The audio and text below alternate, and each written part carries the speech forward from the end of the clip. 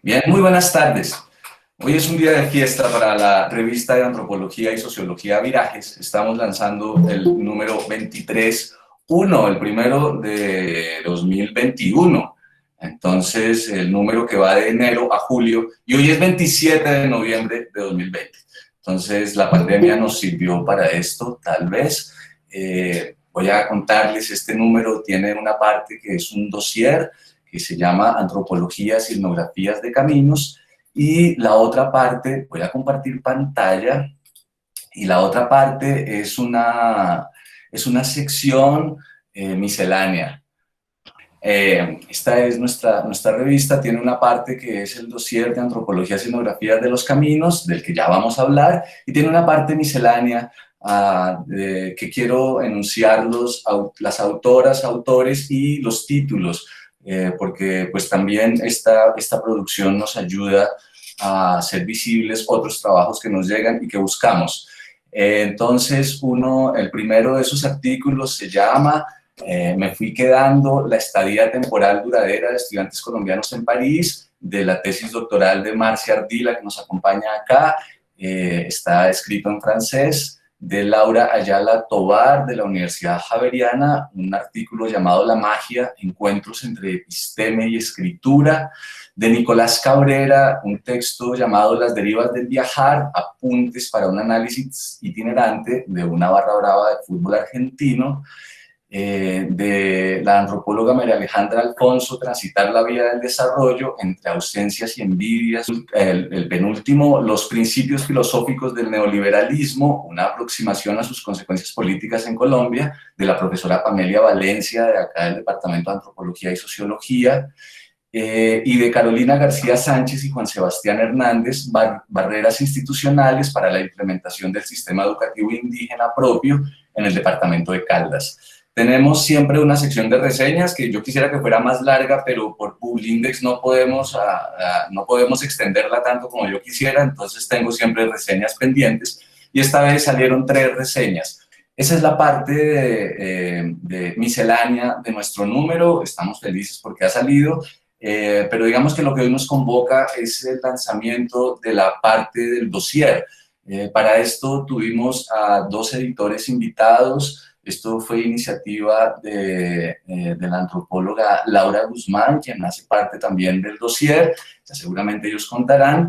Entonces, invitamos a Vladimir e invitamos a Daniel a que hicieran parte de nuestro trabajo editorial como editores invitados, y ellos amablemente aceptaron. Invitaron a las autoras de este número, en realidad son todas autoras. Entonces ya, bienvenidos, muy contentos de estar acá. Entonces tienen la palabra Vladimir y Daniel. Muchas gracias, Luis Alberto. Pues un poco nuestra idea es darle la voz a las autoras. Entonces, simplemente vamos a hacer una breve introducción a, a cómo surgió este dossier y a nuestra apuesta para pensarnos el asunto de los caminos desde las antropologías y las etnografías. Y bueno, y después daremos el espacio para que las autoras nos compartan los detalles de sus propias elaboraciones y participación dentro del dossier. Lo primero que hay que decir es que ni Vladimir, ni yo, ni las otras 2 compañeras del doctorado en Antropología Social del Colegio de Michoacán, donde surgió esto, trabajábamos sobre los caminos o somos especialistas sobre los caminos. Esto más bien surgió de conversaciones de cafetería, donde nos dimos cuenta que pasábamos mucho tiempo en los caminos, transitando los caminos, hablando con gente y sobre todo, y Vladimir tiene anécdotas maravillosas sobre esto, perdiéndonos en los caminos. Y nos parecía que había muy poca reflexión sobre un espacio tan valioso y sobre el que uno pasa buena parte del tiempo en campo, y pensamos que valía la pena reflexionar al respecto. La entrada, como decimos en la introducción al dossier, digamos, fue una ruta de 3 carriles o una vía de 3 carriles que planteamos con una clasificación que todavía nos es incómoda porque creo que esa clasificación también es un poco excesiva o una muestra de excesividad. Entonces pensábamos como que tendríamos un acercamiento literario, uno teórico y uno etnográfico. Eh, Leímos durante un semestre en un seminario virtual como si estuviéramos advirtiendo que en el futuro vendría una pandemia y todo sería virtual. Mientras realizábamos campo en Colombia, El Salvador y México, y estuvimos conversando y nuestra aproximación, digamos, más fuerte fue a través de las infraestructuras o esto que se ha llamado el giro infraestructural. Allí conocimos el trabajo de Penny que amablemente nos comentó luego en el simposio que tuvimos en el 17º, perdón, el Congreso de Antropología del año pasado en Colombia, y empezamos a hacer unas elaboraciones allí. Nuestras elaboraciones, digamos, fueron muy sucintas y como lo plantea Penny en algún momento, durante mucho tiempo fueron aproximaciones topográficas. Entendíamos los caminos como superficies de tránsito y para cubrir el trámite entre un punto de origen y un punto de destino.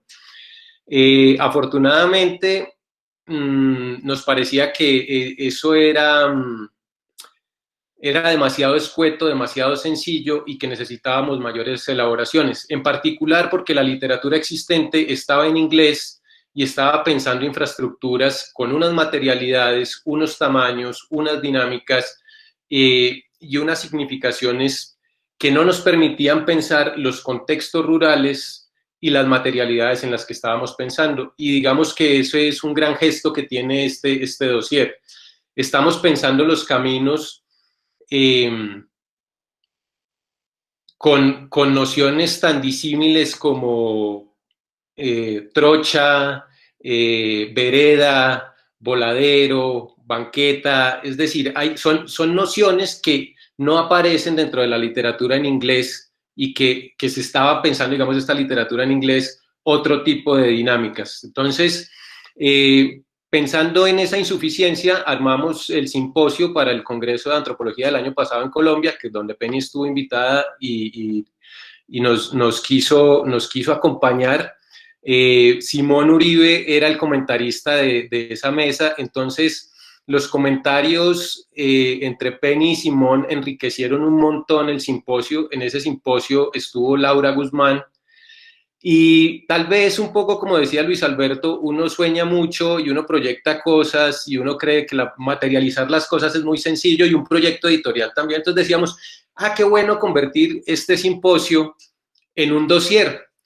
Y fue como hacer una declaración al aire, ¿no? Y afortunadamente Luis Alberto estaba allí y yo creo que de alguna forma eso también caló. Y Laura nos dio el empujón finalmente para hacer el enlace entre lo que nosotros estábamos planteando y la revista. Bueno, abrimos la convocatoria, llegaron una cantidad considerable de artículos que desbordaban lo que queríamos pensar, ¿no? Y finalmente nos quedamos con los artículos y curiosamente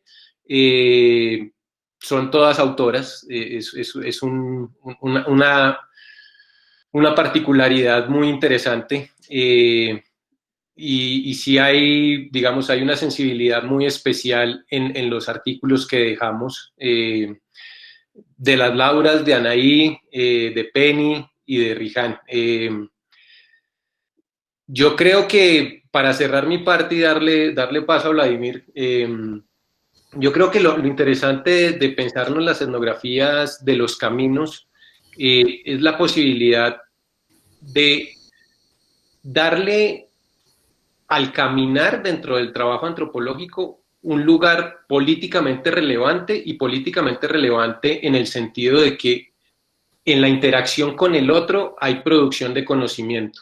Y la idea de pensar en el antropólogo como un productor o un productor de conocimiento pedestre le da cabida a podernos pensar interconexiones, cambios de escala, interacciones entre distintas entidades, ¿no? Y un poco que es lo que supongo que va a hablar Vladimir, como este asunto de la accesibilidad.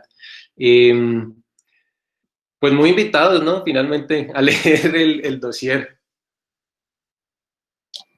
Sí, gracias Dani. No, yo creo que no tengo mucho que decir porque tenemos poco tiempo y la idea es que conversemos entre las autoras. Yo sencillamente invitar a todas a leer el dossier, además de la introducción redactada por Daniel y por mí, y del cuerpo de artículos tenemos un epílogo que es una figura no muy recurrente en las revistas colombianas, hecho por Simón Uribe, un epílogo muy bonito, intentando, digamos, armar un paquete entre todos los artículos, incluida la introducción y el epílogo. Entonces, bueno, pues también muchas gracias a Simón por haberse sumado de esta manera a la propuesta. Nosotros les habíamos escrito a las autoras y a Simón con 2 preguntas que nos parece que pueden alimentar un poco como la conversación, que como digo, tendremos como 1 hora más o menos en total. Incluyendo preguntas del público. Las preguntas que les habíamos sugerido básicamente tenían que ver con una discusión que Daniel y yo tuvimos acerca de si los caminos, acerca de cuál era la gracia y la pertinencia de estudiar caminos en sentido general.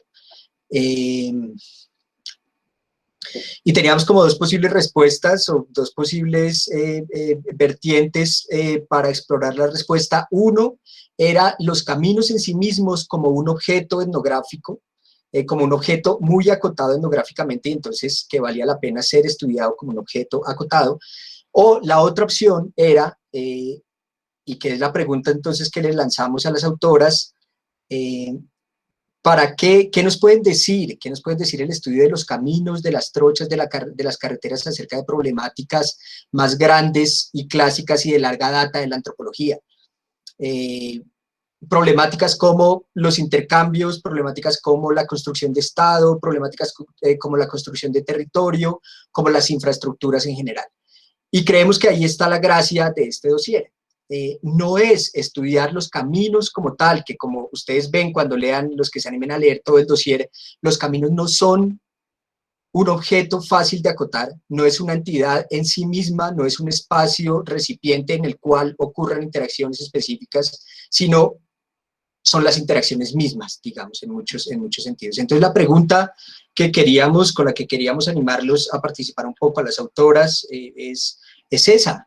De hecho, ¿qué podemos aprender de estas problemáticas tan grandes de la antropología estudiando los caminos? ¿Qué podemos aprender de esas problemáticas que no podríamos aprender estudiando otro tipo de fenómenos, de fenómenos sociales? Entonces, la invitación básicamente es a que cada una, muy resumidamente, nos presente, como nos invite sobre todo a leer sus artículos, nos presenten como un resumen muy general de qué es lo que hacen en cada uno, y aventuremos un poco, aventuren una respuesta y podamos conversar un rato entre todos. Entonces, no sé si les parece, yo no tengo aquí el índice, creo que podemos seguir ese orden y en ese sentido la primera sería Penny. Penny, bienvenida otra vez y muchas gracias. Gracias. Como dice Daniel, has estado presente casi desde las semillas de este dossier, entonces bueno, es un gusto tenerte aquí otra vez. Y para no hablar demasiado, ¿cuánto tiempo más o menos quieren que hable? O igual, o les da igual.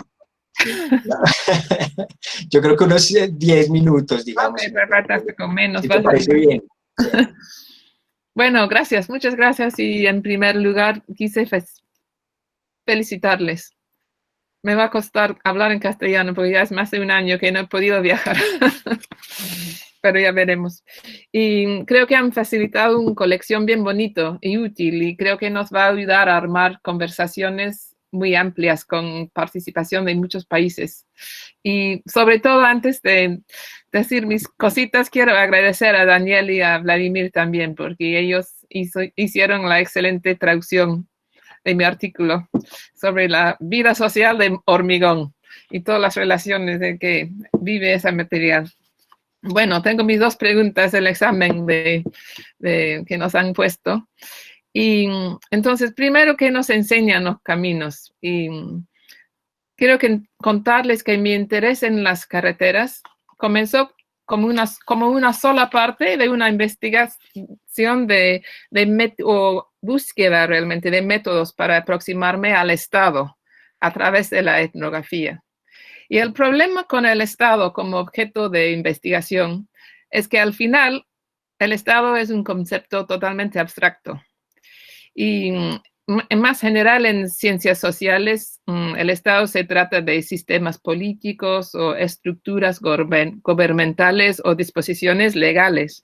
Pero esas descripciones del Estado no coinciden con la experiencia cotidiana. Entonces tenemos desde el famoso volumen de African Political Systems, hace mucho, creo que en 1940, reflejan que el Estado es como una ficción. Y luego más recién tenemos el trabajo de Timothy Mitchell, que me ha influido mucho, que él escribió sobre lo que él llama el state effect, es decir, el Estado como efecto de procesos muy inciertos y relaciones sociales que siempre van cambiando. Pero lo que es el efecto es la manera en que genera las prácticas, las relaciones pueden generar esta imagen de un poder externo, pero cómo se concretiza en la vida cotidiana. Entonces, la etnografía busca entender, de mi parte por lo menos, cómo el Estado emerge como una realidad empírica en la vida cotidiana y cómo emerge como un objeto que puede ser el enfoque de un trabajo de campo.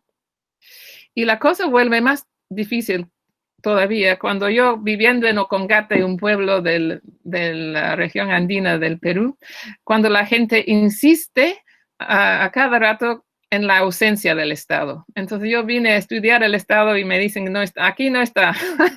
Entonces eso fue mi problema, cómo identificar la presencia del Estado en ámbitos sociales en que todos me dijeron que el Estado les había abandonado. Entonces no me da mucho para realmente ver su materialidad y cómo es la vida del Estado en estos sitios. Entonces, en ese momento que comencé a pensar en las carreteras como registros, materias de la negligencia del Estado. Y este artículo que tienen en la colección es sobre el hormigón, porque el hormigón ya es el material que identifiqué muy cercanamente con todos los proyectos del Estado para meterse en ámbitos en que a la vez la gente dijeron que les habían abandonado.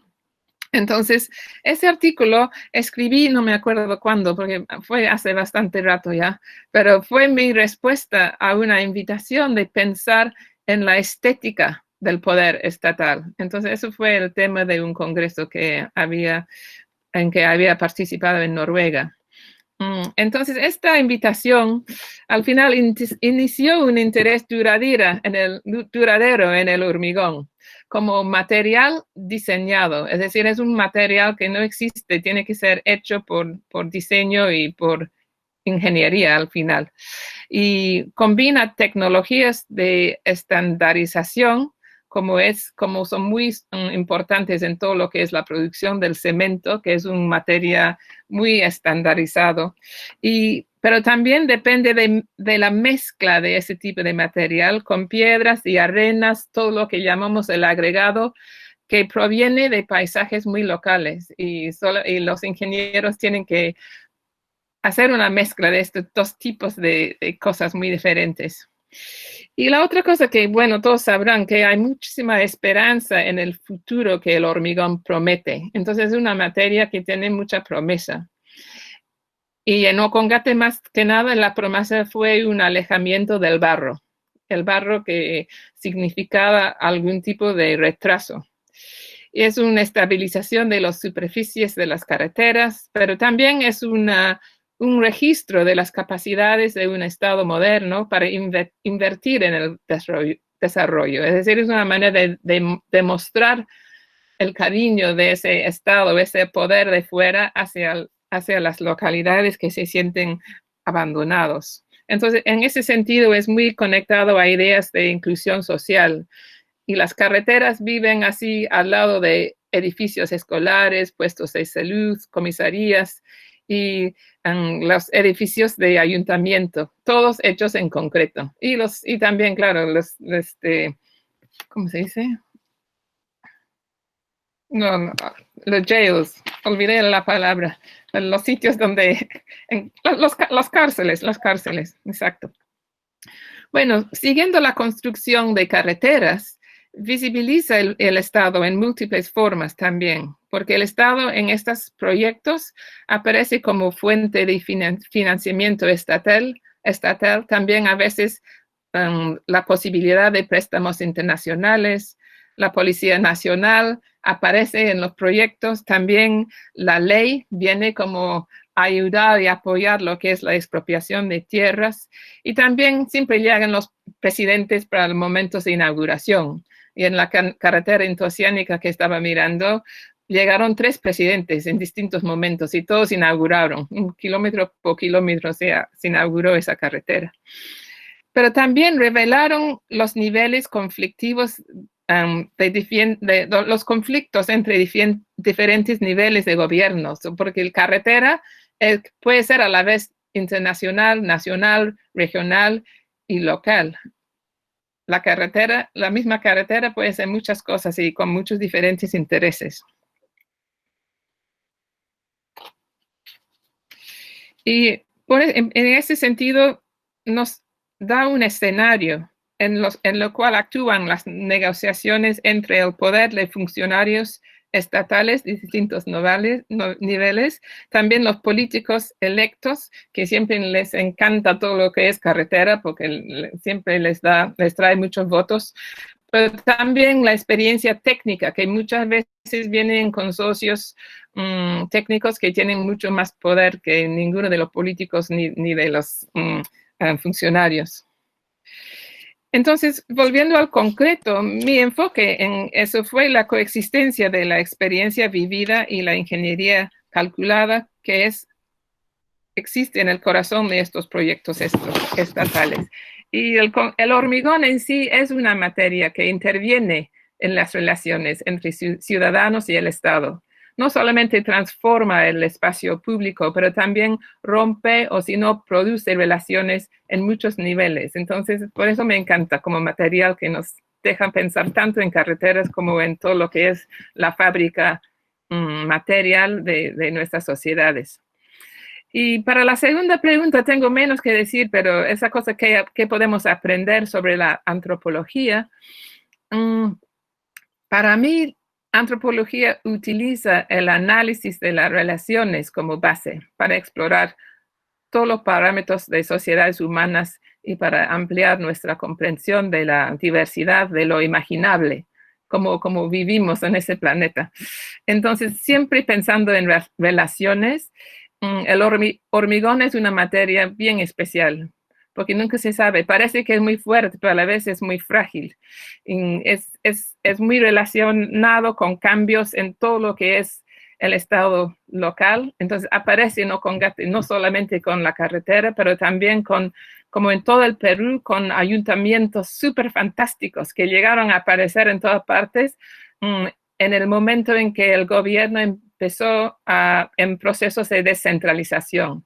Cambió el financiamiento de gobiernos locales y con ese dinero aparece el concreto en realmente palacios fantásticos que ya están en el pueblo más chico, tienen su ayuntamiento lindísimo. Entonces ya es decir que el hormigón viene con muchos cuentos y con mucha experiencia súper interesante que se puede estudiar.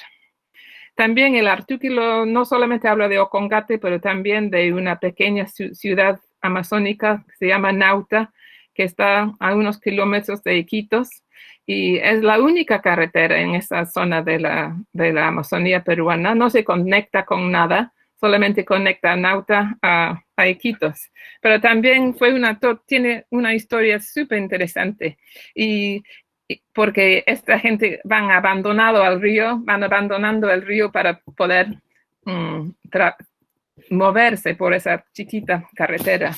Pero el hormigón como enfoque también es súper interesante porque el concreto es particularmente inestable en estos ambientes acuáticos.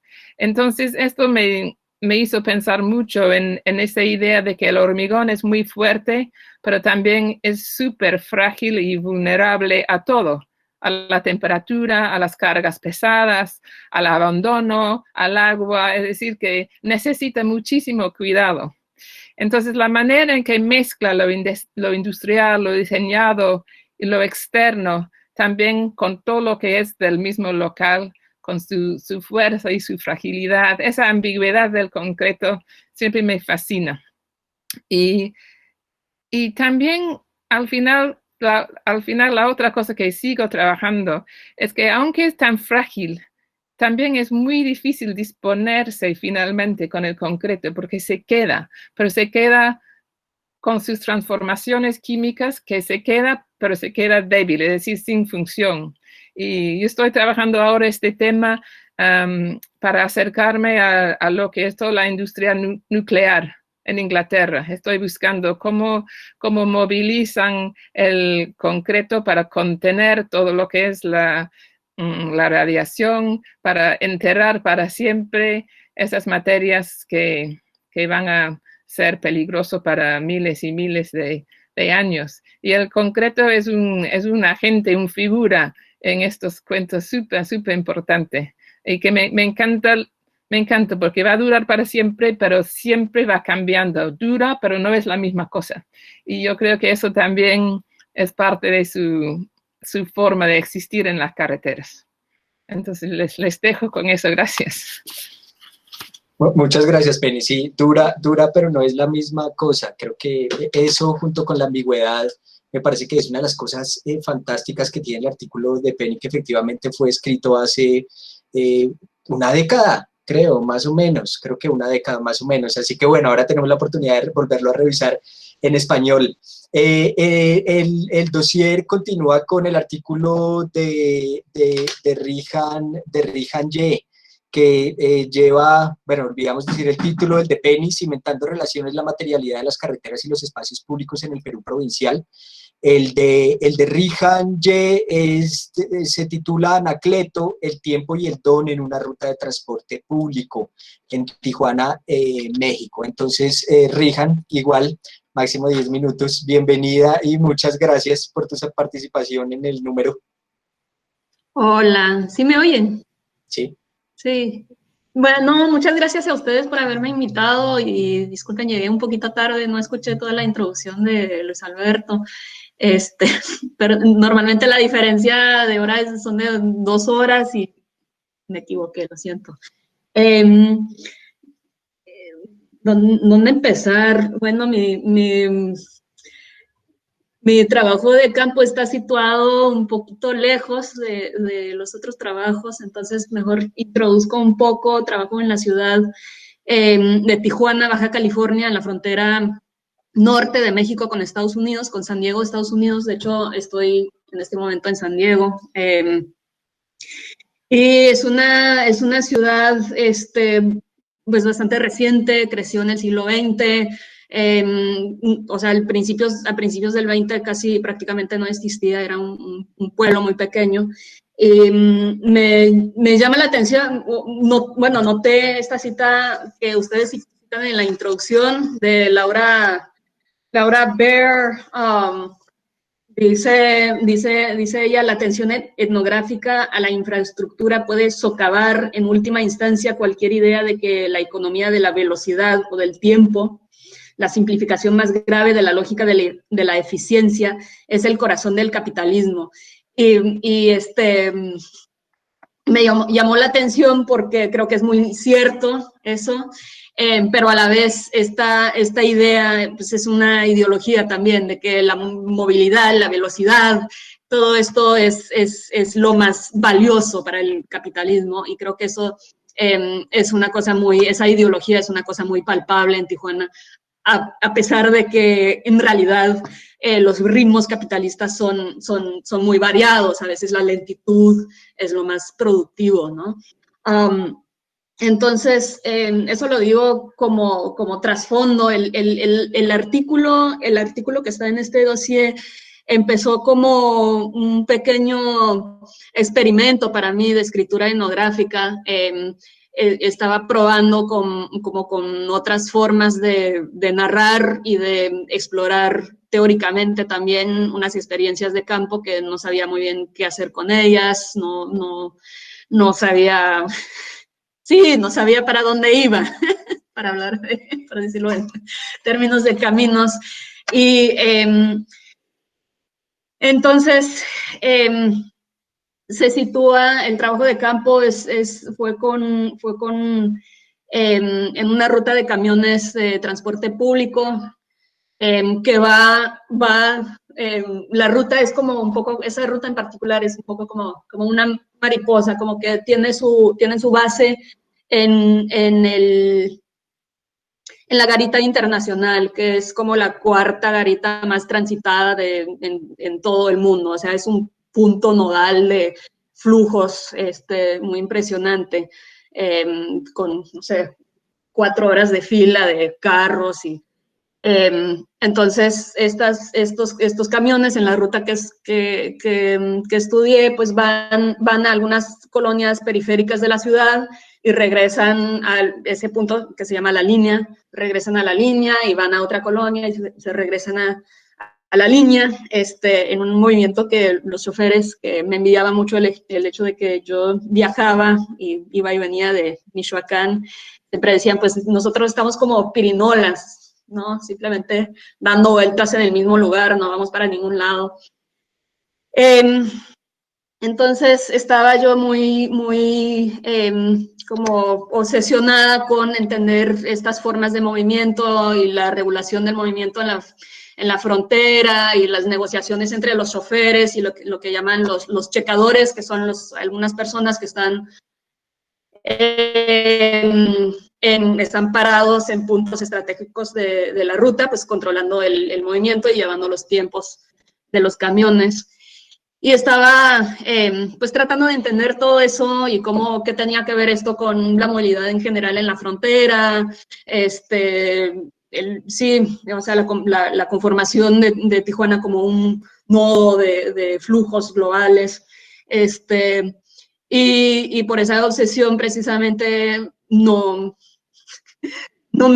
presté atención a algo muy importante que estaba pasando, que era la persona que primero conocí en ese ámbito y que me invitó y me abrió todas las puertas con los choferes y con todos sus compañeros de trabajo, enfermó y enfermó muy gravemente.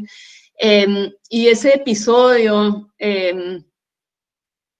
cuando volví sobre él para pensarlo, fue muy revelador, pues, de la forma en que esas rutas, la forma en que ustedes mencionan también como la multiplicidad de temporalidades que conviven en los caminos. Y eso fue lo que ese episodio, cuando reflexioné sobre él, como que abrió para mí, fue esta cuestión de la variedad de temporalidades y la fragilidad del intercambio en este contexto pues tan enfáticamente capitalista, ¿no? Que no lo sea, ¿no? Pero sí, la fragilidad, perdón, de la solidaridad entre los trabajadores, sobre todo. Y bueno, respecto a las preguntas que ustedes nos lanzan para platicar, en realidad no los pensé mucho en relación con mi propio artículo, pero más en general. ¿Qué nos enseñan los caminos y los caminantes acerca de problemáticas? Yo tampoco trabajo realmente sobre caminos y vi pues mucha literatura y citada que realmente desconozco, ¿no? Entonces es un aporte muy humilde y idiosincrática. pero sí, que nos enseñan los caminos y los caminantes acerca de grandes problemáticas de la antropología, ¿no? El Estado, intercambios, relaciones humanos no humanos. Y estuve pensando un poco esta propuesta que Daniel y Vladimir lanzan en la introducción sobre la accesibilidad de los caminos. Que en un principio tengo varios apuntes en el artículo, así como, ¿cuál accesibilidad? ¿A qué se refieren? Como que, ¿qué es lo excesivo? ¿No? Y como que luego fui entendiendo y me pareció, no estoy muy segura por qué los caminos tendrían que ser como particularmente excesivos, pero creo que sí es un buen como sitio para pensar eso.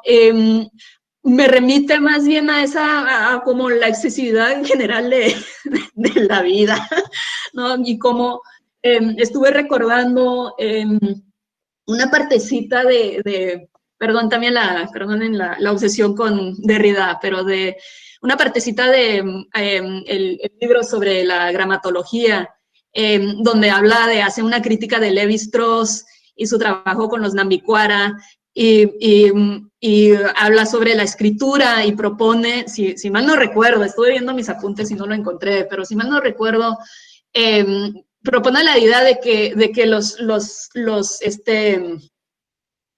las trochas y los senderos de los Namicuaras son realmente para ellos, o sea, que no es un pueblo sin escritura, y que Levi-Strauss los llame a los Namicuara un pueblo sin escritura es una perspectiva pues muy etnocéntrica y muy pues, basada en una idea muy particular y muy restringida de lo que es la escritura, y él quiere proponer algo mucho más amplio que tiene que ver con la capacidad o la función de la escritura pues con la huella y marcar una diferencia, ¿no? Y propone que los caminos de los Namicuara hacen algo así, que es como un punto inicial donde uno puede empezar a pensar esto es algo hecho en contraste con, marcando una diferencia con el paisaje que está al lado. Entonces, creo que en todos los ensayos muestran cómo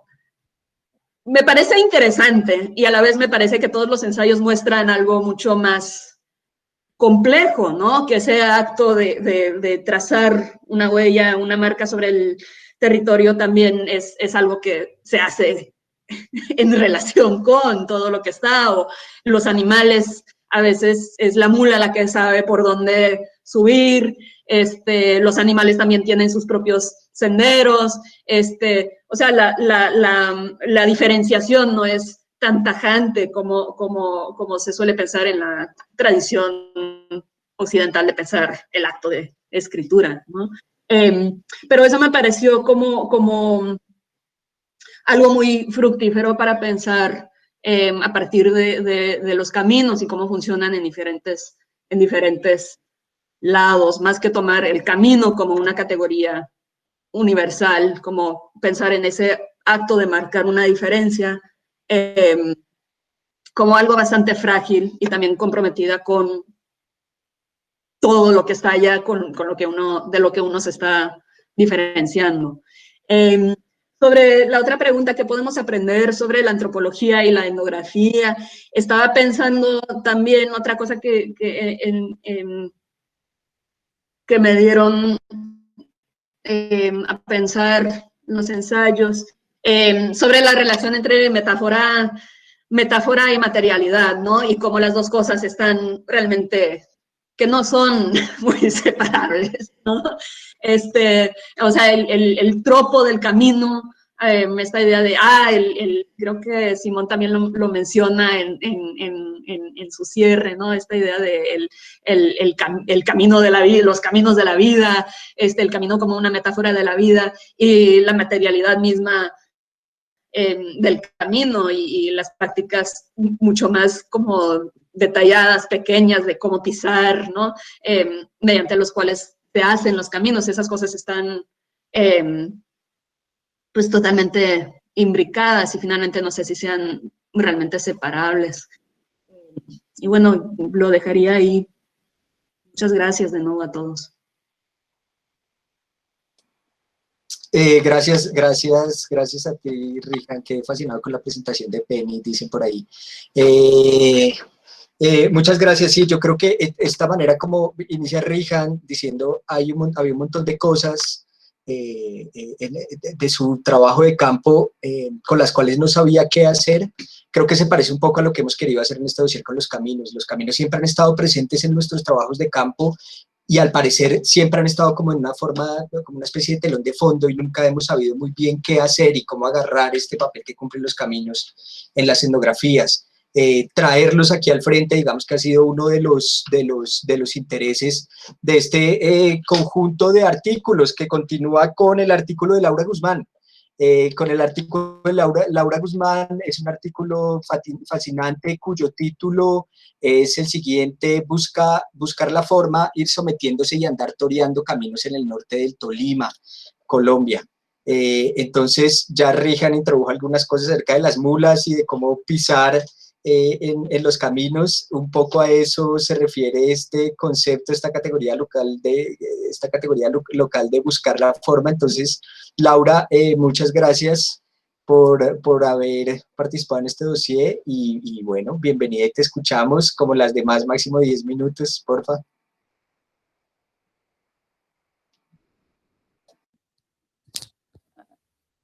Voy a ponerme esto porque funciona mejor ya. Hola, ¿cómo están? Bueno, me alegra ver a toda la gente acá. Muchas gracias por la invitación a participar primero en el dossier y también por pues, para hacer esta presentación. Con respecto a las dos preguntas, yo creo que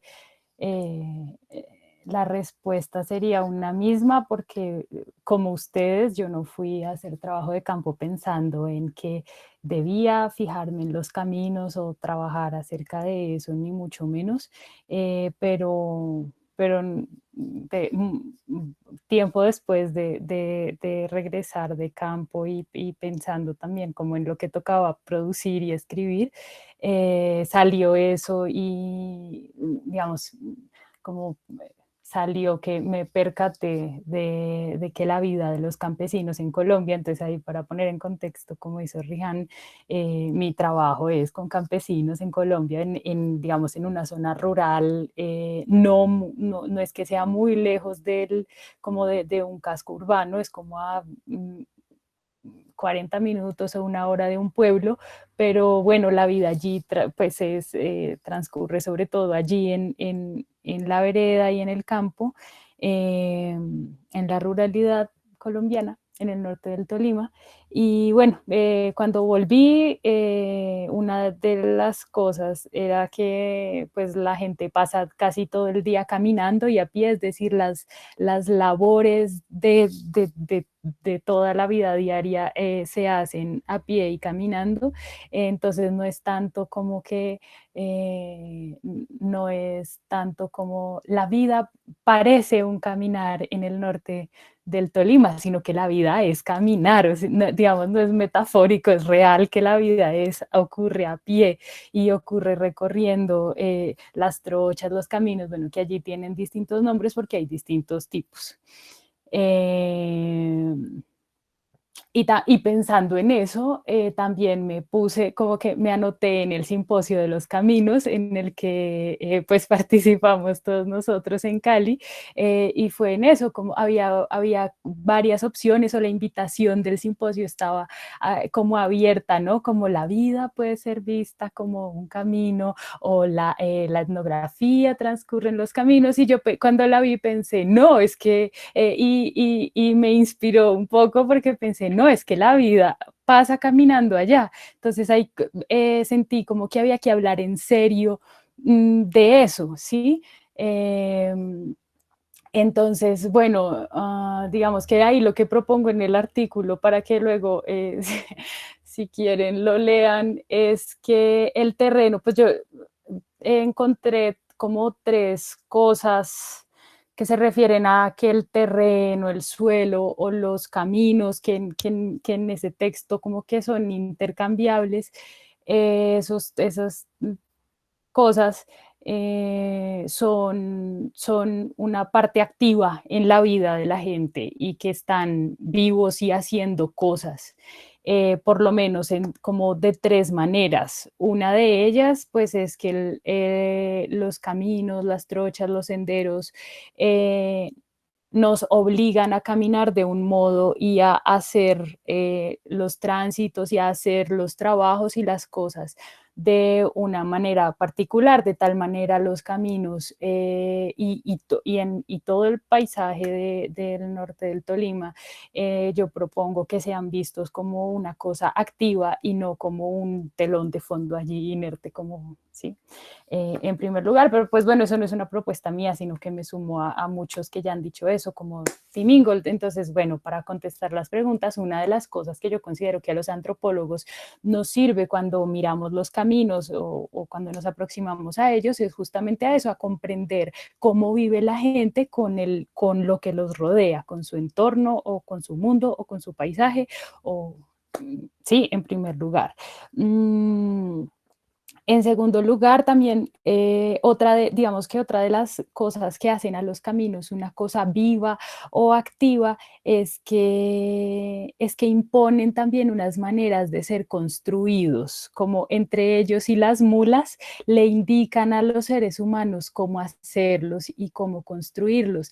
Entonces los caminos allí son un poco ambiguos porque si bien son una cosa construida, digamos, por los seres humanos, no es algo no es una idea impuesta, no es una idea nacida en una cabeza e impuesta o traslapada sobre el terreno, sino que allí estando en el terreno y estando con otros seres que no son humanos, surge la forma como se deben hacer los caminos. Entonces, eso también me parece que tiene pues mucho que decirnos a los antropólogos y a las antropólogas como en contra de de pensar en el excesivo, ahí sí, en el excesivo voluntarismo humano, como que fuera todo, como que estas cosas, como que si las construcciones fueran exclusivas ideas de los seres humanos, acá no. Entonces, a mí, 2 señores, pero sobre todo un arriero de allí, de la región, que se llama Fidelino Tovar, me enseñaron que no, que para hacer un camino lo que toca considerar es que las mulas puedan pasar, que no se vayan a como caer para un lado o para el otro, que no se vayan a ir de para atrás, pues porque las mulas llevan carga, que las curvas no sean muy cerradas, porque la carga sobresale del cuerpo de las mulas, entonces pues la carga también se puede dañar. Una de las cosas que cargan mucho allí son, por ejemplo, listones o cosas de madera, bueno, pedazos de madera o de guadua, porque con eso todavía se hacen construcciones como casas, cocinas, etcétera, y estas sobresalen harto del cuerpo de las mulas y en fin, hay que tener esas consideraciones para trazar un camino. Pero Fidelino también sabe que las mulas caminan mejor que los seres humanos y Fidelino confía más en la compañía de las mulas en los caminos que en la compañía de los seres humanos. Entonces él dice que él solamente lleva ayudante a los trabajos en los que digamos, que es necesario llevar, como cargar ciertas cosas como el maíz, pero que en los otros trabajos él no lleva ayudante porque un ayudante puede matar al arriero, lo puede robar, bueno, le puede hacer 1000 cosas, las mulas, es decir, y puede ser bruto y lo puede perjudicar. Las mulas al contrario, como el camino, digamos que como la conciencia de ellas, de la ruta es la que hace el camino, entonces no hay nadie más experto que las mulas para acompañar a los seres humanos. Entonces, bueno, eso. Y en tercer lugar, pensar en los caminos, pero particularmente en estos caminos del terreno escarpado, abrupto, terrible del norte del Tolima, también me hizo ver como con claridad o me ayudó a comprender una idea o sí, una noción, una cosa que plantea Tim Ingold, pero y que es muy parecida, por ejemplo, a lo que estaba diciendo Penny acerca del hormigón, que yo me imagino que es nuestro cemento, el hormigón.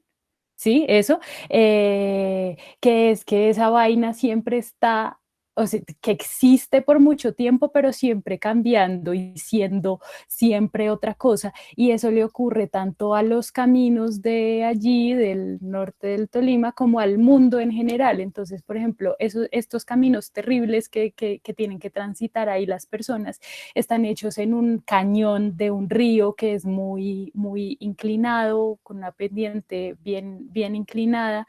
Y bueno, hay que estarles haciendo mantenimientos, hay que estarlos transitando, sí, trabajando para que sean transitables, o sea, siempre hay que estarles haciendo un poquitico, pero ese mismo cañón del río Lagunilla, ese mismo cañón es un camino, es el camino del río, que siempre está, que por acción del río y por acción de los materiales que descienden del Nevado del Ruiz, que es lo que queda como más arriba del cañón o en el origen del cañón, pues también siempre lo están haciendo. Y aunque sea imperceptible, está cambiando un poquitico cada vez y hay momentos en que el cambio ha sido evidente, digamos, para la gente que vive en las laderas del cañón, como en el 85 cuando hubo la avalancha de Armero, que destruyó Armero.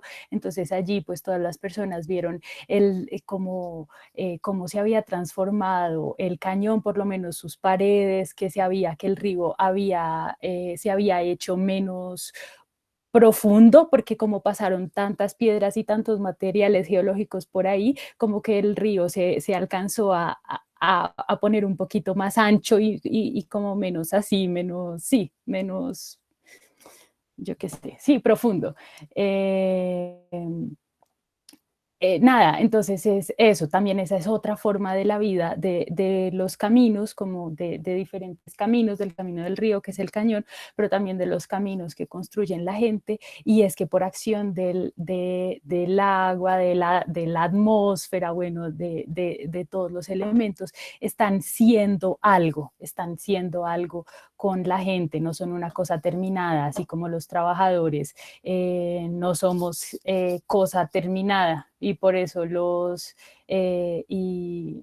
y debido a que la gente sabe y tiene muy claro que el cañón y que los caminos no están completos, no están finalizados, y que ellos mismos no están finalizados y cerrados y completados, y por eso Fidelino dice que él que ha sido arriero de los 14 años y tiene 60, él dice que él sabe alguito gracias a las mulas, y que ellos son criados y trabajados en el norte del Tolima, son trabajados porque se están haciendo todo el tiempo caminando y con el trabajo. Entonces, esas son las cosas como que aprendí a partir de este trabajo, y les debo a ustedes y a su invitación como haberme puesto a hacer eso y como a considerar esas cosas. Eso. Genial, Laura. Laura, muchas gracias.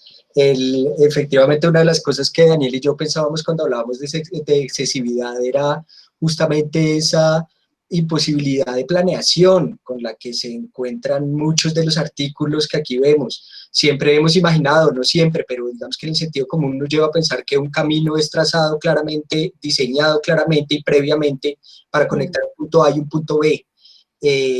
Muy económicamente hablando, y lo que nos encontramos, y el artículo de Laura es muy bueno en eso, es que es más o menos impredecible siempre, y que sobre todo no depende del diseño de alguien específico, sino que siempre excede las voluntades, los diseños, los proyectos y las planeaciones. Y en el mismo sentido, el artículo siguiente del dossier, que es de Laura Chaustre, tiene un personaje que a nosotros particularmente nos pareció que resumía mucho de lo que aparecía en los artículos sobre los caminos, y era el duende. Los duendes que se aparecen por los caminos. No estás obligada a hablar, Laura, de los duendes, pero sencillamente quería hacer la mención, porque los duendes transforman todas estas categorías, tanto espaciales como temporales, como productivas, a través de las cuales pensamos los caminos. Entonces, en la figura de los duendes que aparecen en el artículo de Laura Chaustre, creo que se resume buena parte del tono de este dossier. Entonces, Laura, bienvenida y otra vez muchas gracias por haber aceptado la invitación y bueno, te escuchamos. Hola, buenas tardes a todas, a todos. Qué gusto estar aquí, compartir este ratico y pues escucharlas y emocionarme pues por compartir con personas que tienen, pues con las que tenemos tantas preguntas en común y bueno, pues voy a tratar de responder a las preguntas y también un poco animarlos, contar de qué trato el escrito que comparto. Bueno, yo creo que hay que empezar diciendo que para mí escribir y hablar sobre los caminos, como ha sido común con Laura, con Rihan, no era el tema central, no era lo que yo estaba haciendo allá en el Valle de Sibundoy, pero tuve la oportunidad de hacer una caminata, fuera de las comunes, porque como dice Laura Guzmán, el caminar es parte del estar y del hacer en campo. Hicimos una caminata por parte del camino antiguo que conducía a Mocoa. Voy a situar un poquito el espacio. El Valle de Sibundoy es en el Putumayo, departamento del sur de Colombia, y esta zona es bien particular porque es pues un valle que queda entre los Andes, muy cerca a Nariño, a Pasto, y pues el piedemonte amazónico. Entonces, este camino particular que recorrimos era bajada, es ir hacia la selva, y bueno, fue en este caminar en el que surgieron un montón de preguntas, pero que igual no se desconectaron de todo lo que yo estaba haciendo en investigación con antropología de la infancia, antropología del juego y antropología de la risa. Y ahí también la importancia del duende que me topé en este camino.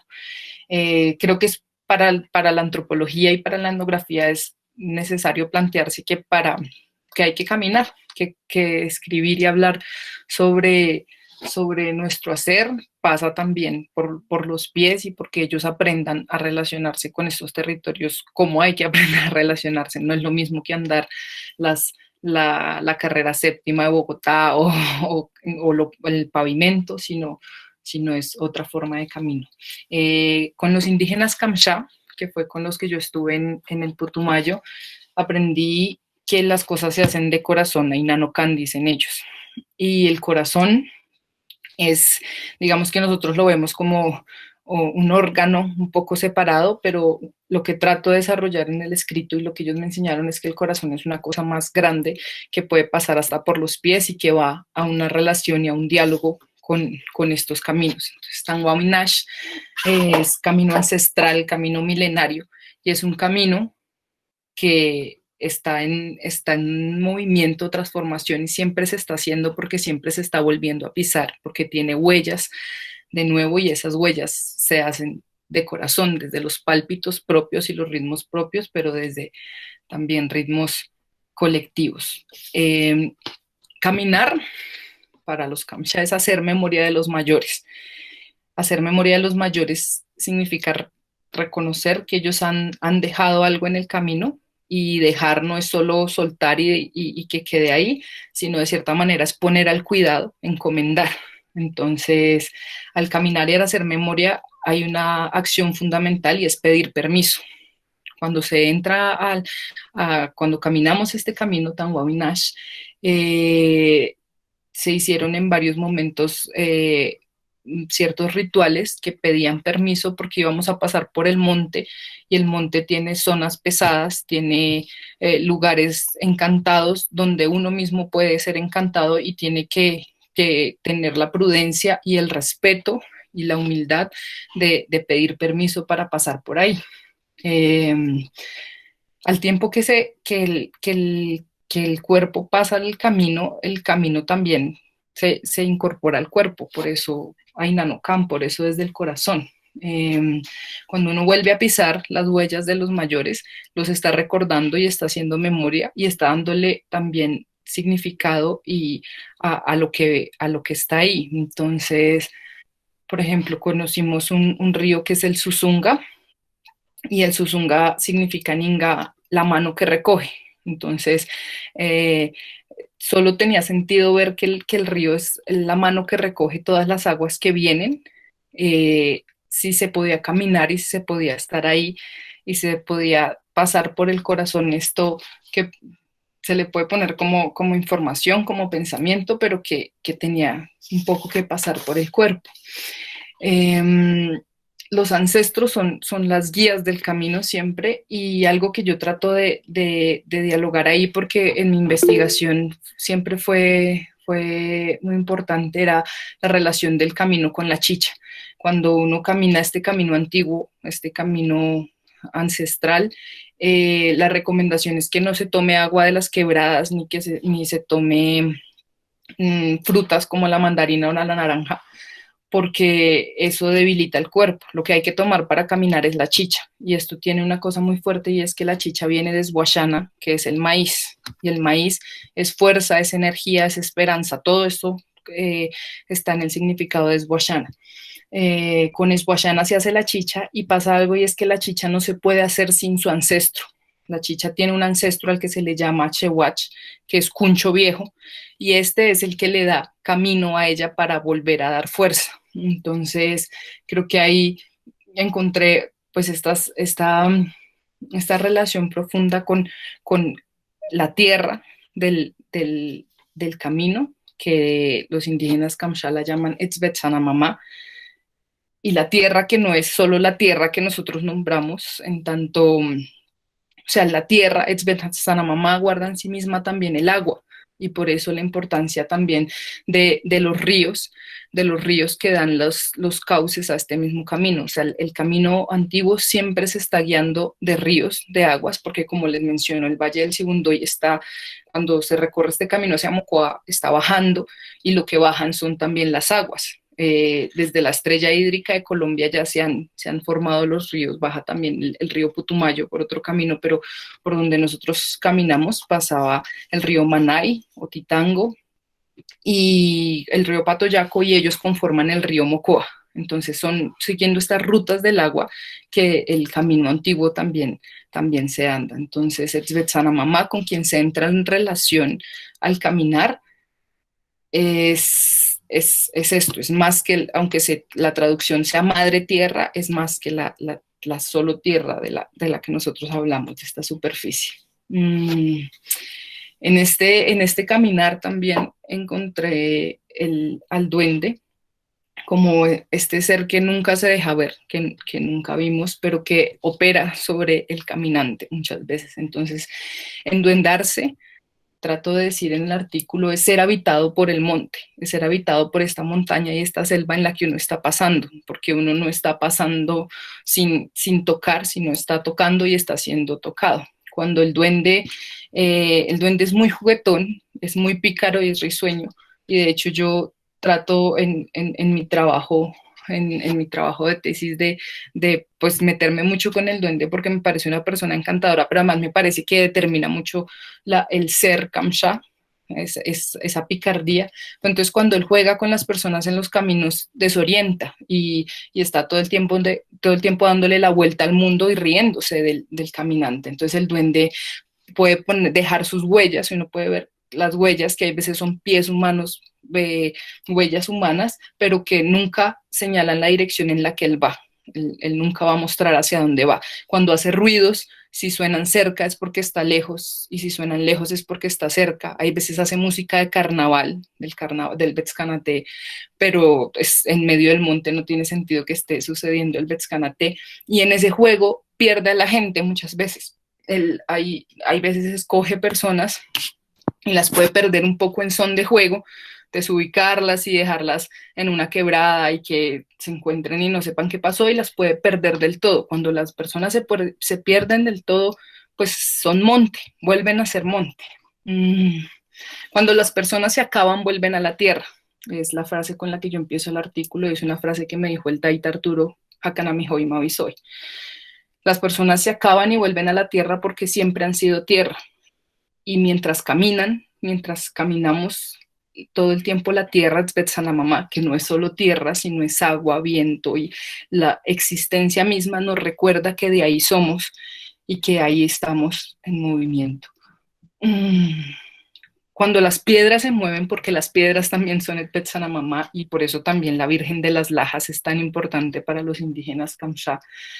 Cuando las piedras se mueven, están diciendo algo, y su movimiento nos habla también de cómo es esta relación y cómo este pedir permiso está siendo respetuoso, o estamos relacionándonos con el Petsanamamá de una manera un poco atrevida y grosera. En el 2017, el 1 de abril, hubo en Mocoa una avalancha que sonó muchísimo porque pues fue una tragedia, murieron más de 300 personas, y en cifras oficiales dicen que fueron más personas, y quedaron varios barrios de Mocoa destruidos. Se desbordaron 2 ríos afluentes del río Mocoa, y lo que se dice es que pues lo que dice la gente del territorio es que esta desgracia estaba anunciada, porque en la reserva alta del río Mocoa, que es muy cerca al camino que recorrí, en esta reserva se está moviendo tierra, porque se están haciendo hasta ahora exploraciones, muchas de ellas tituladas a Anglo Gold, Shanti, pero después ellos, por una demanda a la Corte Constitucional, ellos ya dejaron de ser oficialmente quien hace la exploración, pero es una empresa anexa a la que la está haciendo ahora. Han removido tierra y han removido piedras que no se tenían que remover, y la reacción del agua, que va en bajada porque hacia este territorio que les describo, fue llevarse todo esto que removieron en esta avalancha y en este movimiento abrupto que se llevó a la gente, la acabó y la aterró y la enterró.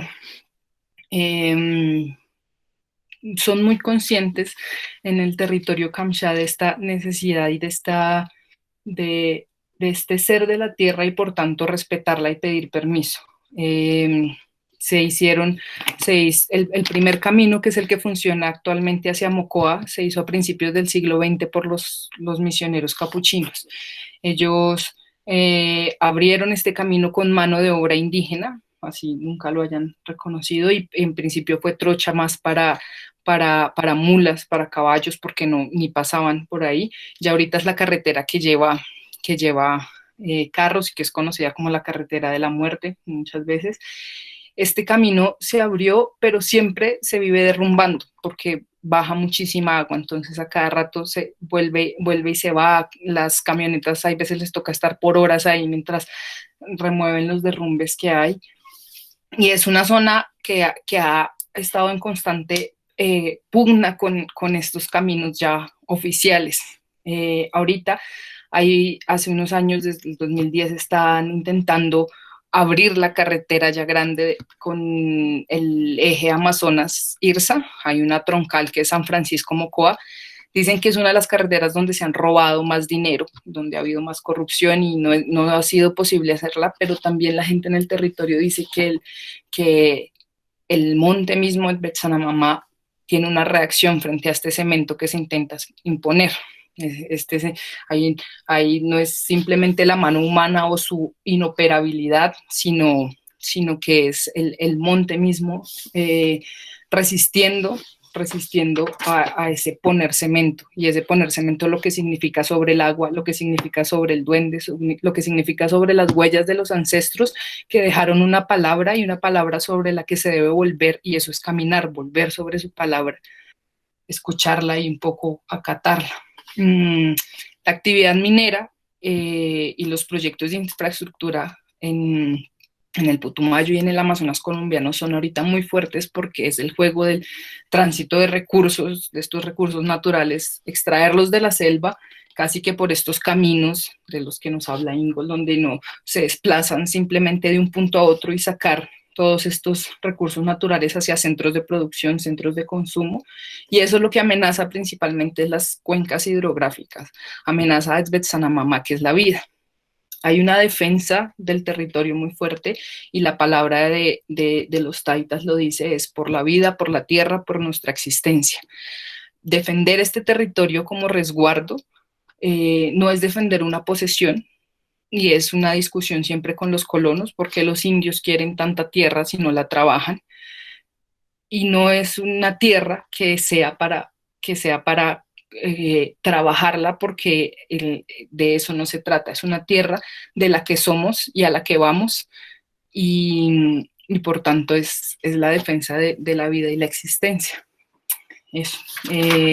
Creo que ahí un poco puse en juego las preguntas y pues muchas gracias por este espacio y por dejarnos ahí decir algunas cosas.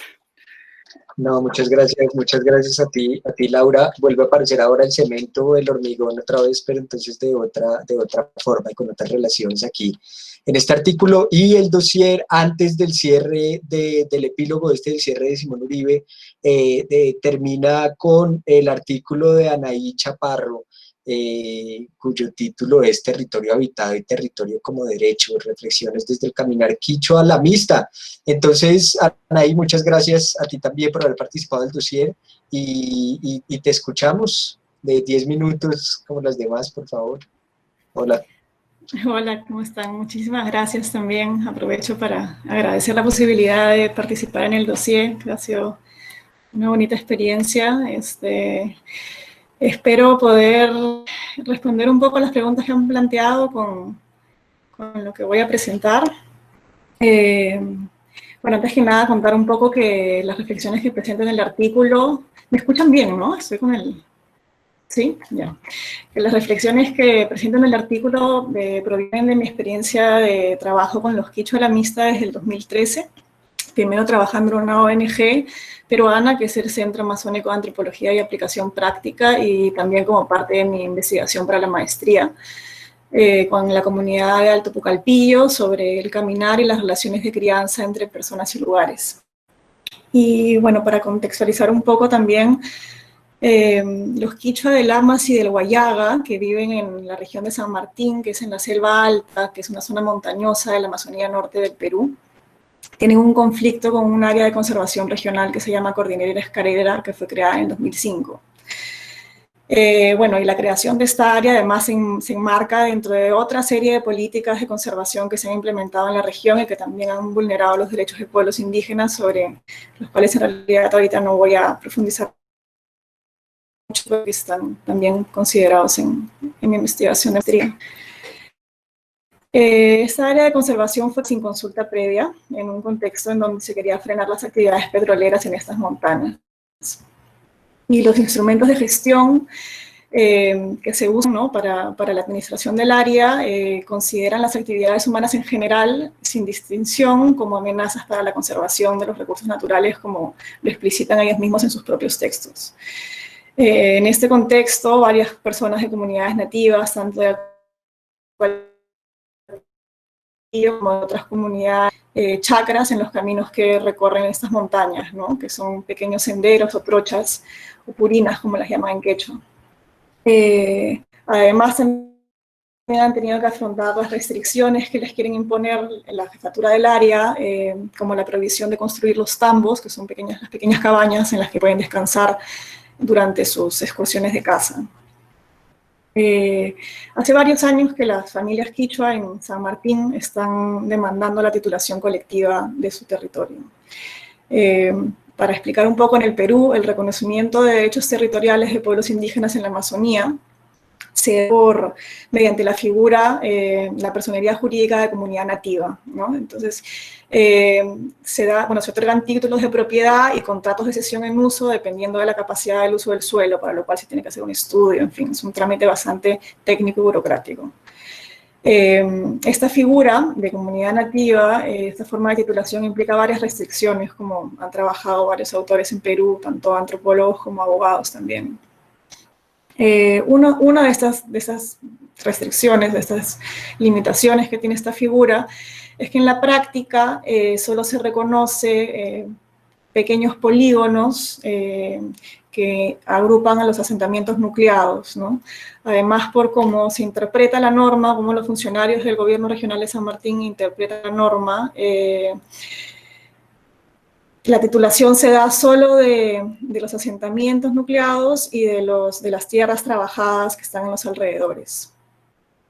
Y para entender el problema que esto implica, también hay que entender un poco que, por razones históricas, digamos, la mayoría de asentamientos de las familias quichua se encuentran a los alrededores de Lamas y en la cuenca del Huallaga.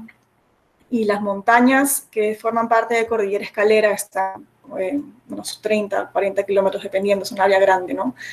Más allá. Entonces, bueno, eso no quiere decir que los quechua han dejado de caminar estas montañas, que hoy en día el gobierno regional llama Cordillera Escalera, y para las que ellos mismos tienen distintos nombres, ¿no? Actualmente recorren estos caminos, estas purinas, principalmente para cazar y para visitar la misal de Tiraco.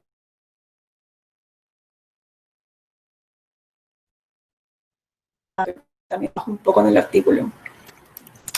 Bueno, y a pesar de que he estudiado en diversas comunidades los tambos antiguos que tenían las distintas comunidades, esto los vuelven a construir donde saben que los guardaparques no llegan, ¿no? Así como siembran frutales, principalmente plátano, que es parte de su dieta principal, en los caminos para tener que comer durante sus visitas y también para traer a los animales. Bueno, también, digamos, hay que considerar que los caminos que recorren estas montañas se suman a otros que también transitan los quichua-lamistas, ¿no? Yo me centro un poco más en esta relación con el monte, con estas montañas por el conflicto que hay con Cordillera Escalera, pero también los caminos son parte de la circulación entre familias, de visita entre diferentes comunidades, así como la posibilidad de acceder a chacras en distintas microcuencas que tienen diferentes tipos de tierra para acceder a diferentes microclimas, ¿no? Que permite tener una diversidad de cultivos, tienen una relación con la ciudad.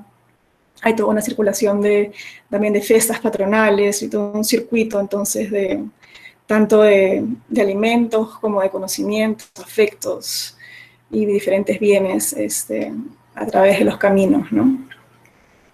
Y uno de los temas que me interesaba explorar, tanto en mi trabajo de maestría como en el artículo, era el caminar como un saber corporal, como forma de implicarse con el territorio. Considerando la importancia que le dan el quichua, pero también otros pueblos indígenas americanos, al hacer cuerpos semejantes, mediante la consubstancialización y limitación del movimiento, como parte del proceso de constitución de las personas y de las relaciones, tanto entre humanos como entre estos y no humanos. En diversas investigaciones, como deben saber, en el caso de los pueblos indígenas amazónicos, retoman la importancia de las distintas formas de intervención entre los canales de contacto entre el cuerpo y el mundo, ¿no? Mediante la manipulación de sustancias, como pueden ser la sangre, el semen, los alimentos, las plantas medicinales, introduciéndolas y sacándolas del cuerpo para colaborar con su crecimiento y fortalecimiento a lo largo de la vida de las personas. En Alto Pucallpí, en la comunidad donde trabajé, siempre se enfatiza que aprender a caminar pasa por acompañar a los clientes a la chacra y al monte. Así también como por las dietas que transmiten el conocimiento de las plantas y otros secretos, es un concepto que usan para denotar seres con resultados efectivos que potencian las semejanzas con los animales. Entonces, por ejemplo, al nacer, uno de los lugares donde se entierra la placenta es en la casa de las hormigas, y eso para que el niño sea fuerte y caminante como la hormiga. Y ahí, mientras van creciendo, también se continúa formando los cuerpos a fin de incorporar diferentes atributos que moldean sus habilidades, como la de caminar, pero también otras, y su temperamento. Don Jaime Amasi Fuencachique, por ejemplo, explica, ¿no? Que en sus propias palabras, para que el niño sea fuerte, se le soba con la manteca de burro y del oso en las piernas y manos. Se le hace tomar una gota de manteca para que no pase nada cuando cae al caminar, es decir, que posea las habilidades del caminar, del animal, perdón.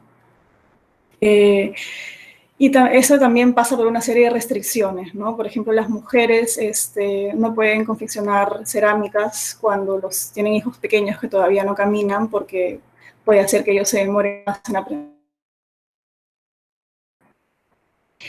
Y todos diferentes tipos de dietas, que son, como les llaman a los tratamientos, ya sea por la ingestión o baños con plantas, raíces o cortezas, ¿no? Que implican también una serie de restricciones alimentarias y sexuales, y que además involucran los diferentes sentidos, como el paladar, el olfato, la visión y el tacto. Y en el caso de los montaraces, como llaman a los cazadores o a quienes les gusta ir al monte, estos preparan sus dietas específicamente para sintonizarse con el monte, ¿no? Mediante las dietas, los cuerpos adoptan las características de los vegetales, por ejemplo, como el olor. Y existen diferentes tipos de dieta, como para tener buena puntería, para tener fuerza para caminar o flexibilidad. En palabras de uno de los abuelos de Alto Pucallpillo, que también cito entonces textual, cuando tu cuerpo es curado, los animales son como tus hermanos, hasta tu tambo se van. En un árbol están cantando, se acercan. Esos animales están cantando, de allí se agarra su música. Pues uno mismo se está monte. Cuando se toma purga, todo animal es tu amigo, hasta el chuyachaki es tu amigo. Eso ahora me hizo acordar un poco a esa frase de purificación, de esta idea de hacerse parte del monte, ¿no? En este caso, en vida también, mediante las dietas, ¿no? El saber caminar, al que hacen referencia las personas en Alto Pucallpillo, configura una relación distinta con el monte que la que se prioriza muchas veces en los proyectos de conservación, mediante hoy en día cada vez más la vigilancia, por ejemplo, a través de los satelital de los bosques con los drones, ahora que está tan de moda.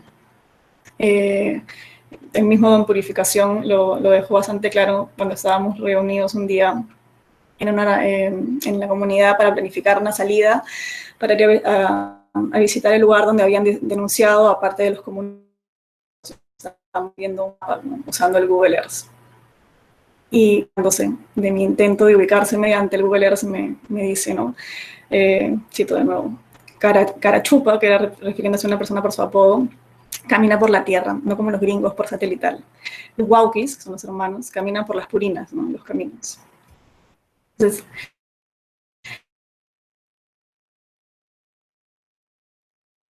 pensar que lo que importaba era ir allí, ¿no? Caminar, hacer conocer a los más jóvenes los sonidos y los movimientos de los seres del monte y llegar también a la punta de los cerros para ver los recorridos de los ríos. Entonces, de esta forma, el caminar expresa la voluntad y la fuerza de quien no se cansa, de los montaraces, también de las mujeres que tienen habilidades de caminar particulares, por ejemplo, cuando llevan las tinajas de agua sobre la cabeza, y que además forman parte de las competencias o de los juegos, ¿no? Que se organizan en las fiestas patronales. Son diferentes formas de caminar. Pero también la lucha política, ¿no? de los comuneros y de los líderes, que así se utilizan de transporte y otros tipos de caminos, viajan a las ciudades para enfrentarse a la burocracia y al tecnicismo del Estado, para hacer valer sus derechos territoriales. A mí en particular lo que me llamó la atención, una de las cosas que me hizo interesarme por los caminos y por la acción del caminar, era la presencia constante de esta acción en su forma de hablar, ¿no? En sus discursos. Por eso quería retomar también una cita larga de una intervención de un joven líder en una asamblea de comunidad, cuando se estaba discutiendo las estrategias que podían adoptar para exigir sus derechos de titulación, y en este caso evaluando la posibilidad de presentar acciones legales. Entonces, don Walter Sangama dijo lo siguiente: no estamos pidiendo un favor, estamos pidiendo un derecho que han dejado nuestros ancestros. Y hay huellas. Y esas huellas nunca se pierden, porque esos caminos nunca se pierden. Testigo es el abuelo custodio, que no me va a dejar mentir, que tiene ese conocimiento. Y algunos abuelos que han vivido y lo viven. Ellos también saben. De repente los jóvenes todavía no conocemos. En algunos momentos de repente conocemos pocos. De repente muchos nos engañan cuando no se conocen. Cuando tú conoces, cuando tú le ves, te vas, miras. A veces cuando tú te vas por primera vez a ese tipo de montaña, andas perdido, no sabes ni dónde estás. Yo de eso les agradezco a nuestros hermanos apus, son como se llaman las autoridades comunales, que han iniciado, que han abierto ese camino. De repente no desmayarnos, a seguir trabajando. Invitar también a las comunidades de Morillo, Pucallpa a unirnos. De repente van a pasar años para lograr, no estamos luchando por el interés personal. Estamos luchando por nuestros guambillos, como se dice a los hijos, para nuestros yuyitos, son los bebés, que están viniendo en camino. De repente nosotros, cuando ya estemos ancianitos, nos van a recordar nuestros winchos, que son como se le dice a los hijos menores, nuestros nietos, nuestros hijos. Eso más bien yo quería darles ese mensaje. Y cierro. Para terminar, los movimientos, un poco lo que me interesaba comparar con esta reflexión era cómo los movimientos que impulsan los vínculos, tanto entre humanos como entre estos y no humanos, y con los lugares que visitan, contrastan con las limitaciones que los quichua han tenido que afrontar a lo largo de su historia, que han intentado restringir su caminar, ¿no? Tanto desde las reducciones jesuitas al inicio de la colonia, como hasta hoy en día las políticas de conservación y la forma en la que es aplicada la normativa de comunidades nativas. Frente a ello he querido recalcar el valor que le dan los quichua lamista al caminar, la fuerza y los conocimientos que esto necesita y regenera. El caminar juntos, que un poco retomando las palabras de Walter, que es con los antiguos, ¿no? Cuyas huellas nunca se pierden, con los jóvenes que están aprendiendo a caminar, cuando abren las trochas para los linderos comunales, con los líderes, con las otras comunidades y para las nuevas generaciones, que se forja la noción de territorio como derecho, también queriendo aportar un poco a las reflexiones que abren las preguntas de los editores. Esta forma es una forma relativamente reciente de concebir la relación entre personas y los lugares que habitan, así como los caminos que recorren, ¿no? La noción de derecho al territorio en realidad en la región tiene pocos años, cerca de 20 años, no más. No obstante, al mismo tiempo, se va configurando una nueva red de alianzas y hostilidades, de las que también participan los antropólogos y las antropólogas. Los quichua están incorporando este modo de conocimiento como un camino más a seguir, ¿no? Como hacen referencia a ello sin desmayarse, para dar continuidad a sus relaciones. Gracias. Vale, Aray, muchas gracias. Desafortunadamente Simón se tuvo que ir. Tenía un asunto ahí entonces nos quedamos sin su epílogo, pero bueno, ahí está, es un epílogo muy interesante y muy bonito. Yo no sé, Luis Alberto, si tenemos espacio, ya estamos colgados para preguntas del público. No, tenemos espacio para preguntas del público, además estamos de celebración porque tenemos este conjunto de artículos, entonces para que se antojen más, hagan preguntas, tenemos tiempo, por supuesto. Listo, no, yo creo, Rihan hace cara de terror. Y yo, no, ok. Hay dos preguntas aquí en el chat, no sé si viste, Penny, dirigidas a ti, mientras por ahí alguien más levanta la mano. Te las leo si quieres. Miguel Valderrama Ceballos dice que fascinado con la presentación de Penny, le agradezco que haya publicado y leeré su artículo con enorme interés. Quería preguntar si el concreto u hormigón le ha incentivado a pensar este avance en la modernidad en las ciudades amazónicas en relación con la reproducción de prácticas tradicionales de poblaciones ribereñas e indígenas, como la pesca, pensando en que esta se hace a veces en las zonas de ripio de piedras. Y por ahí abajo tienes otra pregunta. Igual si no entiendes podemos pedirles entonces que alcen la voz y ya, no, está bien, ya los puedo leer. Ok. No, los dos son preguntas muy interesantes. El primero, a ver si lo muevo un poco en mi... no sé cómo subir. Bueno, no importa. Ahora sí. Ok. En realidad yo no estudié este fenómeno que está describiendo de lo que es la pesquería de la gente indígena y cómo lo había cambiado con lo que estaban, supongo, no entiendo bien, pero creo que estás diciendo que están extrayendo la piedra de esta parte. Y es verdad que iban buscando qué comunidad, de qué comunidades podrían sacar. A veces les salía más barato ir más lejos, porque los que estaban más cerca sabían cobrar. Y yo supongo que deben ser cambios súper interesantes. No tengo ninguna experiencia de lo que es la pesca, pero con la caza sí, la manera en que la gente indígena iba cazando, porque mayormente en toda la zona donde iba esa carretera, desde Iquitos a Nauta, es más o menos 100 kilómetros.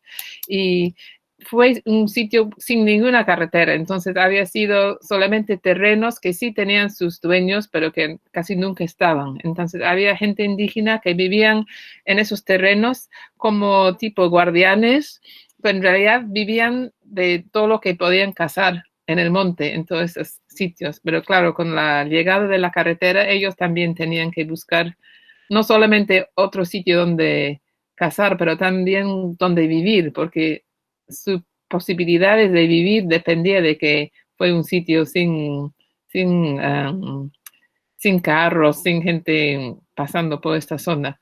Y hasta me contaron que habían unos que hasta alquilaron en avionetas, iban, no alquilaron, pero como pasajeros. De vez en cuando irían en avionetas porque solamente así podrían llegar a terrenos en que podrían relacionarse con la selva de la manera que otros han contado en sus otras ponencias.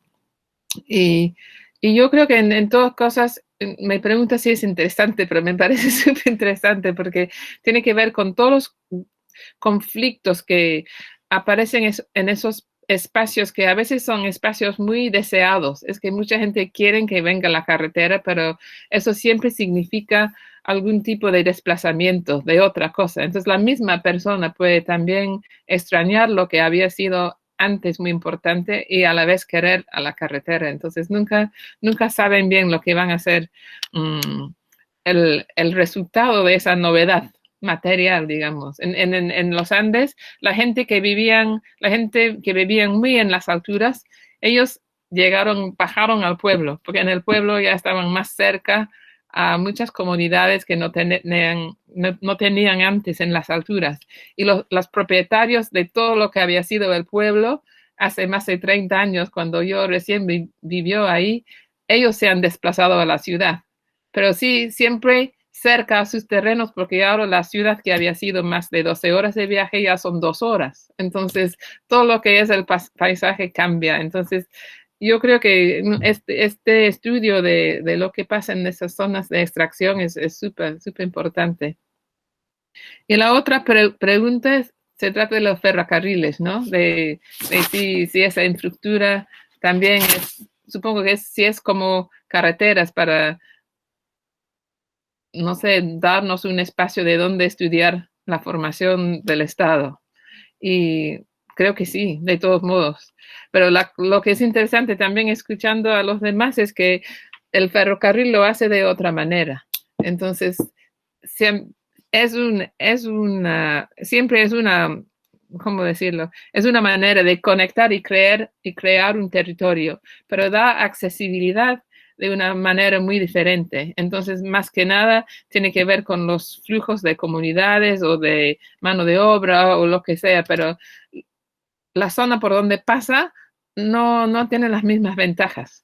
Es decir, por las carreteras mayormente hace muy legible a todo el territorio por donde pasa. Es decir, ahí pueden ir todo tipo de funcionario, todo llega a ser más visible, digamos, al Estado. También se incorpora más a lo que todo, desde el deber de pagar impuestos o todo tipo de no sé, de tener que presentarse para el ejército, todas las cosas que se puede imaginar. En ferrocarriles no tanto, porque no paran. Es decir, es que van donde paran, sí, pero entonces es un escenario, es un territorialismo que me parece muy diferente. Y no tiene nada que ver con todo lo que ustedes están hablando de la manera en que vamos pisando la tierra, en la manera en que movimos por los caminos. Y esto puede ser hasta con una carretera asfaltada, tiene sus lados donde caminan muchos, no todos van en camiones, otros siempre van a pie. Yo supongo que sería súper interesante porque en los ferrocarriles de repente también se usa para otro tipo de movilidades. Y eso sería cosa para investigar, pero de todos modos sí, yo creo que ese espacio es muy importante de cómo estudiar cómo aparece el Estado y en qué forma, quién paga, quién lo financia, quiénes se ven conectados, quiénes se ven desconectados, porque la carretera es decir, el ferrocarril les pasa sin parar. Así, bueno, nada más, pero son lindas preguntas, gracias. Gracias, no sé si por ahí haya alguien más con ganas de preguntar alguna otra cosa, si no yo les transmito una pregunta que de hecho tenía Simón en el epílogo, y era acerca de justamente la presencia del Estado en los otros casos, en los otros artículos. En el caso de Penny, efectivamente el Estado tiene una presencia particular, pero Simón llamado la atención en el epílogo acerca de la presencia del Estado en los otros artículos. ¿Cómo aparece el Estado? ¿Cómo no aparece? Si tiene una presencia o una ausencia particular.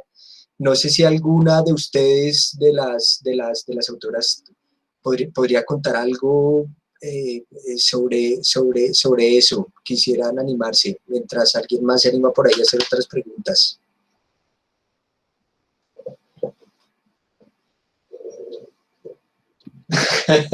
El Estado. Bueno, no, yo quiero como comentar algo que está pasando ahorita, no quedó escrito en el artículo, pero ahorita tienen la intención de establecer una base militar en Sibundoy. Están en negociaciones directamente con el Valle de Sibundoy está conformado por 4 departamentos: San Francisco, Sibundoy, Colón y Santiago. Y con Sibundoy, con el alcalde de Sibundoy, es con el que hicieron las negociaciones y quedaría la base en este municipio. Yo creo que en el Valle la primera presencia de lo que vendría a ser el Estado fue por medio de los misioneros, y ellos fueron finalmente los que abrieron este primer camino, este camino diferente a Tanguaminacha, al camino ancestral. Después pues han llegado, digamos que diferentes entidades, pero siempre hay una relación en la que el Estado quiere controlar la tierra y Achbet Sanamama, con todo lo que significa, quiere controlarla sin pedir permiso. Nunca se le ocurre que él tiene que pedir permiso para estar ahí y para relacionarse. Entonces hay por ejemplo, el caso de cómo por medio del Agustín Codazzi han entrado a desplazar ciertas poblaciones diciendo que hay riesgo de un volcán, y la comunidad, los taitas y las mamitas han hecho tomas de remedio, y desde su conocimiento dicen que ahí no hay ningún volcán, que ahí lo que hay es oro, y que esa es la búsqueda.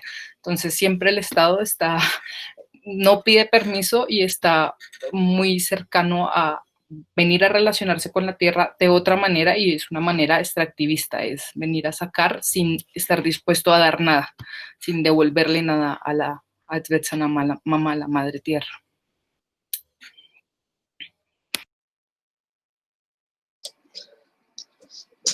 No sé si alguien más, por ahí no hay. Es que creo que estas horas luego de Colombia, luego de que hemos almorzado, entonces estamos como en una tonalidad baja y seguramente más tímidos de lo que somos usualmente. Yo no sé si Luis Alberto o Daniel alguno tenga alguna pregunta más para las autoras, y si no, vamos cerrando entonces y agradeciendo. Me parece que Anaí iba a decir algo acerca del Estado. O sea, que no sé si que sentí un poco que lo había abordado durante la presentación, pero igual, no sé, de repente para recalcar, porque en el artículo no me dio mucho espacio como para profundizar en la visión del territorio que tiene el Estado desde los instrumentos de gestión del mismo territorio, ¿no? Entonces, un poco lo que me interesaba, o sea, si en el artículo estaba hablando un poco más de los caminos de las mismas familias quichua, de las mismas comunidades, y de las relaciones y los vínculos que se establecen a través del caminar, y que están caracterizados por un movimiento, por un gran movimiento, ¿no? Hay mucho movimiento. hay una intención fuerte del Estado de fijar, ¿no? De segmentarizar en sus instrumentos de gestión. Entonces, eso se ve en el caso de las políticas de desarrollo sostenible, ¿no? Como las que han primado durante algún periodo, porque ahora ha cambiado un poco también con los cambios de gobierno, pero en esos instrumentos tanto de políticas regionales como la zonificación ecológica económica o la creación de áreas naturales protegidas, todo implica la segmentación del territorio, ¿no? Y definir lugares específicos para cosas específicas. Entonces, esa idea de dinámicas fluidas o cambiantes, ¿no? Que implican ciclos, chocan bastante con esta cuestión de territorios pensados a partir de características fijas. Un poco era lo que me interesaba recalcar. Súper, gracias. Sí, que efectivamente es una tensión que se encuentra en la mayoría de casos entre fijación y movilidad, entre intentos de fijar frente a lógicas y poblaciones que se plantean como móviles, ¿no? Y todos los conflictos alrededor de esa tensión. Rihan, tenías entonces una pregunta para Laura Guzmán. Sí, gracias. Sí, para Laura Guzmán.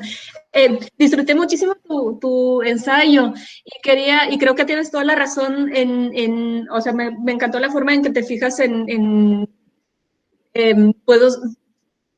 pues como dijiste, que no es muy satisfactorio fijarnos nada más en como los imaginarios o sea, este lado metafórico de los caminos o los imaginarios de los caminos y sí, que hay muchísimo más, ¿no? Que hay que estar atentos a eso. Pero hubo como un momento como narrativo en los materiales que presentas que me llamó mucho la atención y quería saber más sobre él, que es en la parte donde hablas del camino del río y hablas de, pues, todo esta como sensibilidad histórica, como a la historia profunda, geológica, ¿no? Que uno vive, y pues uno vive también en esas prácticas minúsculas de saber cómo pisar arriba, ¿no? Pero hay referencias ahí, o una referencia, no recuerdo, a que ese camino del río se trazó supuestamente después del diluvio, ¿no? Hay una referencia a los 40 días y las 40 noches, y quería saber más sobre eso, si tú ves esa narrativa bíblica, como, pues, qué importancia tiene o cómo relacionarlo con esas prácticas de pisar, esas prácticas de abrir los caminos, de seguir a la mula, como todo esto como muy arraigado en la práctica como corporal, física, como qué lugar tiene, pues, o qué relación tiene.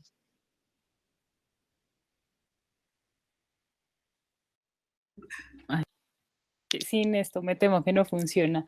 Gracias, Rihan, que me parece muy chévere esa pregunta. Sí, la gente, digamos, ¿qué relación tendría ese cuento, esa historia del diluvio y de cómo digamos, de cómo o de dónde sale la forma de la cordillera con las cosas que hace la gente a diario? Yo creo que toda, porque, bueno, existe como la certeza de que el diluvio universal es el que le dio la forma a las montañas, digamos, que la forma como la conocemos hoy, porque antes dicen los mayores, la gente viejita, los campesinos viejos de allá, que antes todo era plano. Y cuando se desata el diluvio, entonces pues el agua tenía que salir por algún lado, porque como dice Laura, naturalmente, y pues digamos es lo más obvio, pero yo tendía a olvidarlo, el agua y las piedras caen siempre, ¿sí? O sea, ese es su destino. Entonces, cuando llovió tantísimo en el diluvio, pues el agua tenía que salir por algún lado y entonces abre esos caminos, digamos, originalmente abre esos caminos y la gente usa las mismas expresiones para contar eso, como para contar cómo se hace un camino, no, digamos, un camino, una trocha normal, rompió, romper, limpiar, devastar, digamos, el diluvio, esas mismas acciones que hace la gente. Entonces, ocurre esa forma, digamos, del mundo y se puede tener certeza de eso, pues porque ahí está, pero también, digamos, porque la gente lo ve de manera evidente y viven allí metidos en el cañón, pero también por la disposición de los metales en la tierra. Entonces uno de los señores que me explicaba eso decía, y pues es que el agua siempre mueve los metales, en la tierra hay metales y el agua siempre los mueve, entonces hace como que se corran para un lado, para otro. Decía, por eso en las quebradas el oro está dispuesto de tal manera, por eso, bueno. Pero también, y entonces otra referencia que tienen de la forma, digamos, del origen de las formas que ellos ven a diario y en las que se mueven, son esas, las avalanchas provocadas por el nevado, que allí en ese cañón empieza, o el río que recorre ese cañón, nace en un nevado, que es el nevado del Ruiz. Y entonces la gente también sabe que el nevado ha hecho por lo menos 3 erupciones que se conozcan, y lo saben por las historias, por los cuentos que le han oído a los viejos. La última fue en el 85, entonces pues todas las personas que yo conozco fueron testigos y estuvieron allí y vieron pasar la avalancha por el cañón, pero pues debido a que el cañón es profundo no los alcanzó a ellos la avalancha, pero además porque las piedras que ellos saben que pertenecen al río se encuentran arriba a 1000 metros de altura, y como las piedras siempre caen, y en este caso no cayeron sino subieron, entonces pues es una cosa a la que se le presta atención, y entonces pues solamente una avalancha, digamos, solamente un gran cauce de materiales geológicos podría haber llevado esas piedras que son de río a 1000 metros de altura en la cordillera, digamos, sobre la ladera del cañón. Entonces, pues porque la gente sabe, entonces la gente mira, digamos, las calidades de las piedras, saben cuáles piedras son de río, por ejemplo, saben cuáles son propias de la cordillera, porque las piedras de río pues son súper duras y son diferentes, pero además saben que están quemadas, porque las ven quemadas por el sol, y eso es un indicador de que eso ha estado ahí cientos de años, ¿sí? Que no es una piedra como del 85. Entonces, esa forma, entonces finalmente, esa forma de la montaña, esa forma de la cordillera en la que viven, que los hace caminar de unas maneras, que saben que unos terrenos, que las vagas tienen tierras más fértiles que otras, comprenden y tienen la certeza de que esa historia de la forma pues es muy vieja, pero además continúa siendo, como no se ha detenido, no está por completo hecho nada en el mundo.